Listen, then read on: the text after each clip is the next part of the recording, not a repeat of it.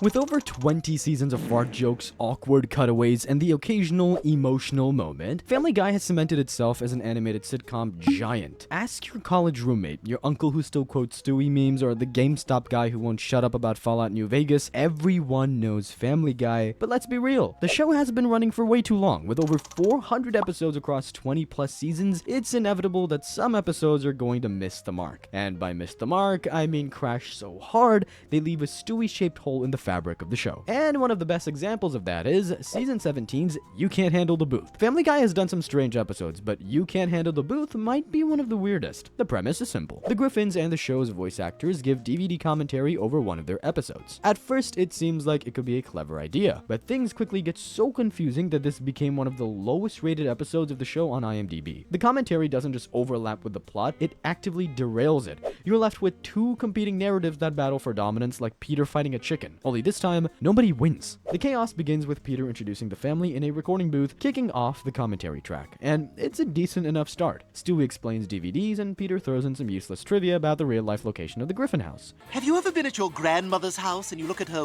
weird old computer and there's like a crack on the side of it? That's DVDs. A lot of people don't notice, but that house is actually in Burbank.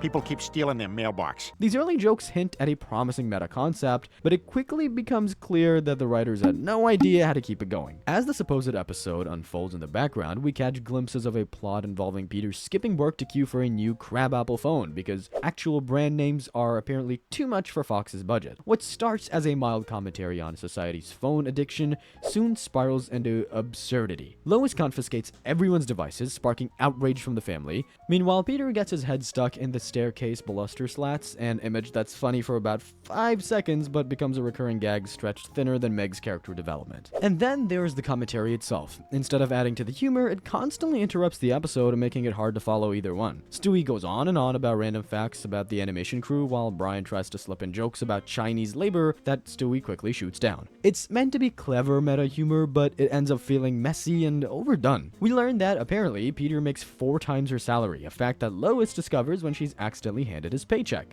Hold on, Danny. It looks like you accidentally gave me Peter's check. Wait, what the hell? This number is 4 times what I make. Her outrage is one of the few grounded moments in the episode, but it's quickly overshadowed by more nonsensical gags. Somewhere in the chaos, we learn that Peter has a secret ex-wife, Sarah Paulson. Yes, that's Sarah Paulson, the Emmy-nominated actress who apparently married Peter at some point in his nebulous backstory. First wife? What? Peter, you were married before? Peter tries to smooth things over with a musical homage to The Muppet Show, performing halfway down the stairs while stuck in the banister. The joke? There is no joke. It's literally just Peter singing a Kermit-adjacent song for 2 full minutes. The final act introduces yet another layer of absurdity. Burglars break into the house and start looting while the family remains stuck in the staircase. Wait, you're robbing us? Sure am. And apparently I can take my sweet time. Instead of escalating the tension or delivering a clever resolution, the burglars pause their crime spree to sing karaoke using Peter's Muppet song. Oh, you kidding me? They're doing my song! It's a moment so random and tone-deaf that it feels like a desperate attempt to fill time. Lois eventually storms out, declaring her intention to quit both the marriage and the show. But don't worry, this dramatic twist is immediately undone when she returns moments later to retrieve her paycheck. Oh, hey, look! Mom's back! Don't get excited. I forgot my paycheck. Lois, you can't leave the show! Yeah?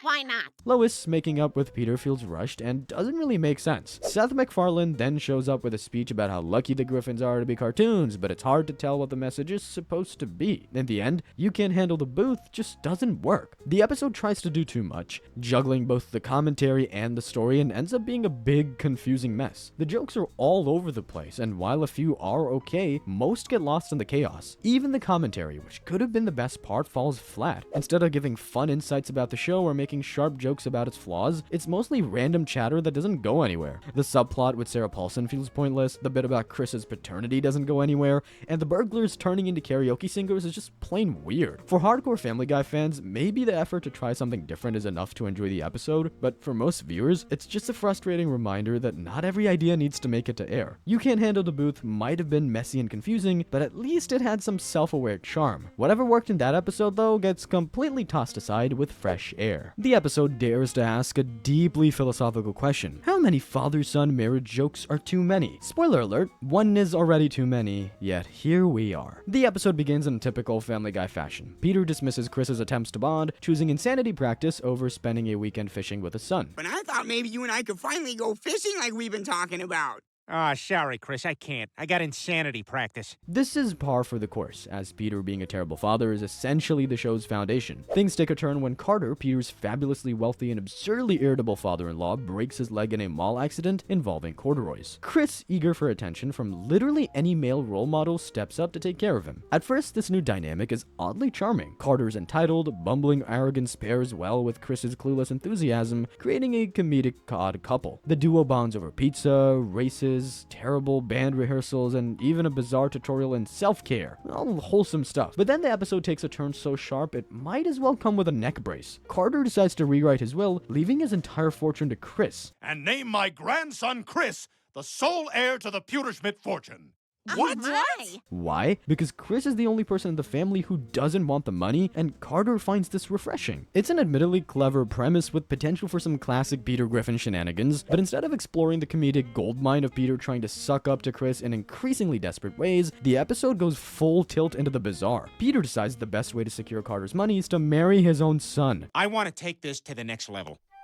Chris Griffin, will you marry me? What? Yeah, you heard that right. The rest of the episode revolves around Peter scheming to marry Chris for financial gain. What follows is a relentless barrage of incest jokes, each one grosser and less funny than the last. The premise isn't just uncomfortable, it's exhausting. Shock humor relies on surprise, but when the punchline isn't always, "Isn't this gross?" the shock wears off fast. The jokes are as subtle as a foghorn in a library. Peter promises to do weird bud stuff to Chris during their vetting wows. Chris reminisces about taking baths with Meg. Carter makes wildly inappropriate comments about his grandson. It's a cavalcade of cringe that feels more like a dare than an attempt at humor. By the time the wedding planning kicks into high gear, you're not laughing, you're wondering how much longer this can possibly go on. Even the cutaway gags fall flat in this episode. Peter, are those testicles? Where did you get those? I don't remember. The episode attempts to wrap things up with a moral of sorts. After Chris reveals he knew all along that Peter was after the money, Peter has a change of heart and calls off the wedding, reaffirming his role as a father rather than a husband. The resolution feels rushed and empty, doing little to make up for the uncomfortable 20 minutes that came before it. The whole premise relies on shock value instead of actual humor. Like, incest jokes aren't funny on their own, they're shocking, sure, but shock alone can't carry an entire episode. Instead of finding clever ways to handle the concept, the writers just pile on more outrageous gags, making it feel tiresome and uncomfortable. What makes it worse is that there's a better story hidden in the early parts of the episode. Carter bonding with Chris is genuinely enjoyable and could have led to a funny, character-driven plot. If the writers had focused on Peter's jealousy and desperation without going off the rails, the episode might have worked. Instead, they chose cheap shocks over real humor, and that is what makes this one of the worst episodes in the show's history.